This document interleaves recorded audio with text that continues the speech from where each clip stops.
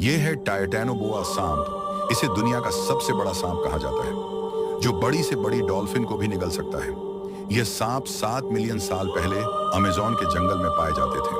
हालांकि कुछ रिसर्च का मानना है कि ये सांप आज भी अमेज़न के जंगलों में पाए जाते हैं, क्योंकि अमेज़न रेन फॉरेस्ट 50,000 किलोमीटर में फैला हुआ है। टाइटैनोबोआ आकार में 80 फीट लंबा तथा 5 फीट चौड़ा था।